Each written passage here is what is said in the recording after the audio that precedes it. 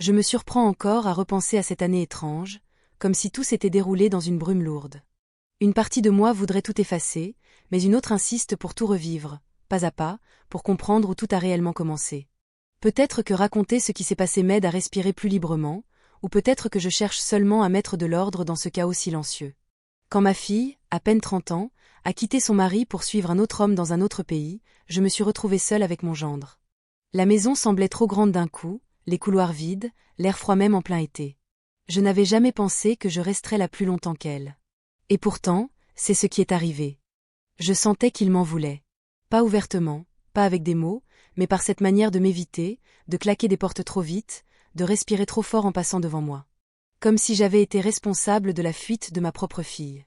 Je marchais sur la pointe des pieds dans ma propre maison, cherchant à ne pas le contrarier, espérant qu'il se calmerait avec le temps. Mais le temps n'a rien arrangé. Un matin, sans prévenir, il m'a sommé de partir.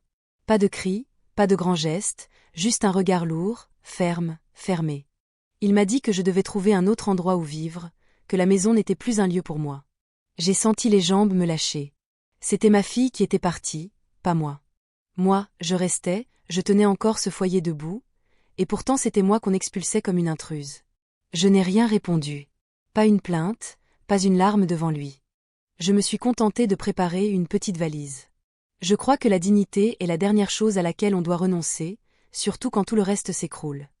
Je suis partie sans me retourner, persuadée que je ne le reverrai plus jamais. L'année qui a suivi a été à la fois difficile et décisive. J'ai trouvé refuge chez de vieux amis, j'ai renoué avec des relations que j'avais laissées derrière moi depuis des années.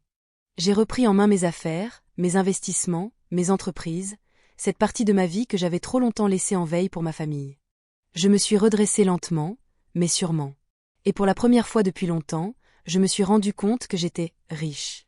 Pas seulement financièrement, mais riche en liberté, en choix, en possibilités.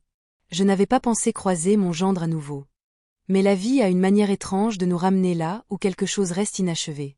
Quand il m'a vue, 1 an plus tard, impeccable, confiante, entourée de gens influents, j'ai senti son étonnement comme une vague chaude. Il ne savait rien de ma vraie vie, de ce que j'avais bâti avant même que ma fille naisse. Il me regardait comme s'il découvrait une inconnue. Et moi? Je ne savais pas encore s'il fallait rire de cette ironie ou me méfier de son soudain intérêt. Parce que son regard n'était plus le même. Plus dur.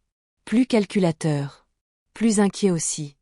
Je sentais que quelque chose se préparait. Et ce n'était que le début. Je ne sais pas exactement ce que j'ai ressenti à cet instant. Un mélange étrange, peut-être une pointe de satisfaction, quelque chose comme une revanche silencieuse, mais aussi un soupçon de méfiance. Les gens changent rarement vraiment, surtout quand la vie les secoue un peu trop fort. Et lui, je le connaissais suffisamment pour comprendre que son regard, soudain plus doux, n'avait rien d'innocent. Il s'est approché de moi comme s'il marchait sur un sol fragile. Je voyais dans ses yeux qu'il cherchait quelque chose à dire, quelque chose qui pourrait effacer ce qu'il avait fait 1 an plus tôt. Mais moi, je restais immobile, presque figé, observant ses hésitations, ses doigts tremblants qu'il essayait de cacher dans ses poches.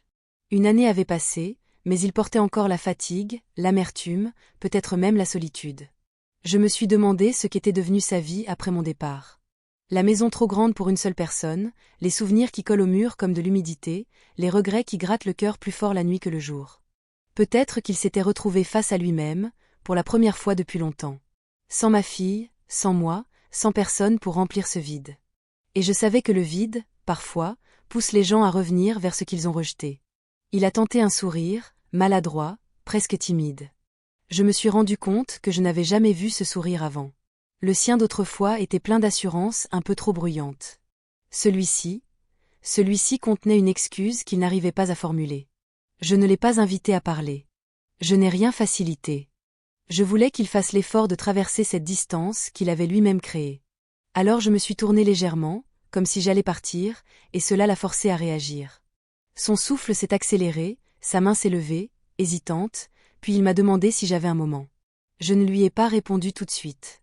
J'ai laissé le silence s'installer, un silence qui lui pesait, je le voyais dans la manière dont il serrait sa mâchoire. Puis, sans vraiment savoir pourquoi, peut-être par curiosité, peut-être par instinct, j'ai accepté. Une simple inclinaison de tête. Rien de plus. Nous nous sommes éloignés de la foule. Je marchais devant, lui un peu derrière, comme si quelque chose le retenait encore de s'approcher trop vite. Je sentais qu'il observait chaque détail autour de moi, mes gestes, mes vêtements, mes bijoux, tout ce qu'il n'avait jamais remarqué auparavant. Cela me donnait une sensation bizarre, presque théâtrale. Quand nous nous sommes arrêtés devant une petite terrasse, il m'a demandé comment j'allais. Une question simple, banale, mais venant de lui, elle semblait avoir un poids nouveau. Je n'ai pas raconté grand-chose. Je n'avais pas envie d'étaler ma vie devant quelqu'un qui m'avait expulsé de ma propre maison. Je me suis contentée d'une réponse tranquille, presque neutre. Mais je voyais bien qu'il attendait plus. Ses yeux cherchaient dans les miens un chemin vers quelque chose. Peut-être une réparation. Peut-être une nouvelle chance. Peut-être un accès à cette vie que j'avais retrouvée et qu'il découvrait à peine. Ce n'était pas la première fois que je sentais chez quelqu'un ce mélange d'intérêt et de culpabilité. Mais cette fois, il y avait quelque chose d'autre. Comme s'il comprenait enfin la valeur de ce qu'il avait perdu en me chassant. Pas seulement un toit, pas seulement une présence, mais une personne. Une femme qui avait survécu, qui s'était relevée, qui valait plus que ce qu'il avait cru. Et pourtant, je sentais aussi un danger. Léger, lointain, mais réel. Parce que les regrets peuvent pousser les gens à se rapprocher, mais l'envie aussi. Et je devais être prudente. Très prudente. Je savais que notre conversation n'était qu'un début. Et que le vrai tournant attendait encore dans l'ombre. Je me souviens de ce moment comme d'une scène suspendue, presque immobile, où tout semblait flotter autour de nous. Lui, debout devant moi, le regard chargé d'un mélange de regrets tardifs et d'attentes silencieuses. Moi, consciente que ce qui allait suivre définirait la suite de nos vies, mais étrangement calme, presque détaché. Il m'a finalement avoué qu'après mon départ, la maison était devenue un endroit insupportable. Trop vide, trop lourde, trop pleine de souvenirs qu'il ne pouvait plus fuir. Il a admis qu'il avait agi par colère, par frustration, peut-être même par lâcheté. Ses mots, maladroits, se bousculaient, et je voyais qu'il cherchait à reconstruire un pont qu'il avait lui-même brûlé. Je l'ai écouté sans l'interrompre. Ses justifications, ses regrets, ses promesses, tout cela glissait en moi sans vraiment m'atteindre. Pas par froideur. Simplement parce que j'avais changé. L'année qui avait suivi mon départ m'avait transformé davantage que je ne voulais l'admettre. Je n'étais plus cette femme silencieuse qu'il avait chassée. J'étais quelqu'un d'autre, quelqu'un qui n'attendait plus qu'on la reconnaisse. Quand il m'a demandé s'il pouvait recommencer à construire quelque chose avec moi, je n'ai pas été surprise. Son regard parlait pour lui. Il semblait croire que ma réussite, mon assurance nouvelle, pouvait devenir un refuge pour lui aussi. Peut-être cherchait-il une seconde chance, ou peut-être un moyen d'entrer dans une vie qu'il découvrait trop tard comme enviable. Je lui ai répondu doucement, presque avec tendresse, mais sans lui laisser d'illusion. Je lui ai dit que le pardon existe, mais que certaines portes, une fois fermées, ne s'ouvrent plus. Pas par vengeance. Simplement parce que la vie nous pousse en avant, et que revenir en arrière, c'est se perdre encore une fois. Je l'ai remercié pour ces mots. Puis je suis partie, lentement, sans me retourner. Pas par fierté, mais parce que je n'avais plus rien à chercher dans cette histoire. À cet instant précis, j'ai senti une légèreté surprenante. Comme si un poids ancien s'était enfin détaché de moi.